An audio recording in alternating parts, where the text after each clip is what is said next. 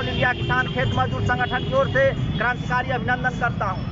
साथियों, आप सभी जानते हैं कि पिछले 24 फरवरी से पंजाब और हरियाणा के किसान आंदोलनरत है।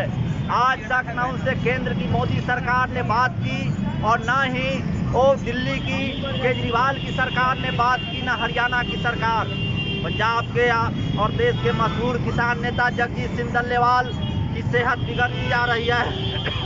आज लगभग 25 दिन से वो अनशन पर है, लेकिन सरकार उनसे कोई बात नहीं कर रही है। साथियों, आप जानते हैं कि किस तरह से 750 किसानों ने शहादत देकर किसान विरोधी 3 काला कानून को वापस कराया था।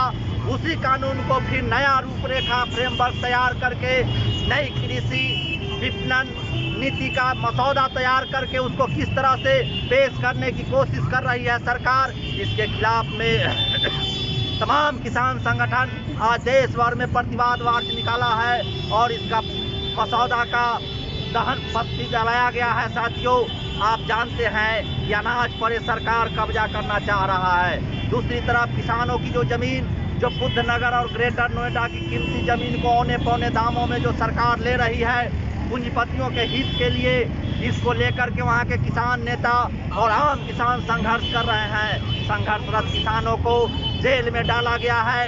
आज हम इस सभा के माध्यम से केंद्र की मोदी सरकार से, उत्तर प्रदेश की सरकार से और हरियाणा सरकार से और दिल्ली की केजरीवाल सरकार से संयुक्त रूप से मांग करते हैं कि तमाम जो किसान नेता और किसानों को जो जेल में रखा गया है बिना शर्त रिहा करे और किसानों की हड़पी गई जमीन को अविलंब वापस करे।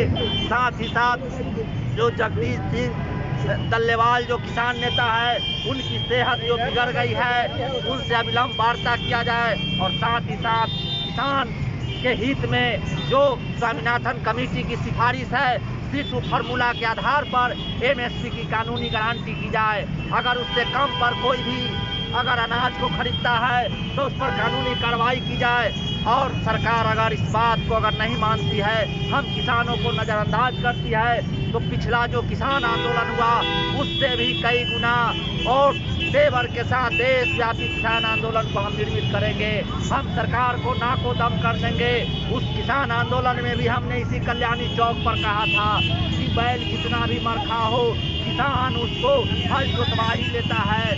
और ये तो सरकार है, ये मोदी सरकार को नाक रगड़वा करके दिल्ली के बॉर्डरों पर छोड़ेगा। ठीक वही हुआ। और इस बार भी अगर सरकार नहीं मानी हम किसानों की मांग को, तो फिर से मैं मोदी सरकार को चेतावनी देता हूँ कि उनको सिर का बाल पकड़ करके दिल्ली की बॉर्डरों पर नाक रगड़ करके वापस कराऊंगा। साथियों, इन्हीं चंद शब्दों के साथ मैं अपनी बातों को समाप्त करता हूँ। इनकलाब जिंदाबाद, संयुक्त किसान मोर्चा जिंदाबाद।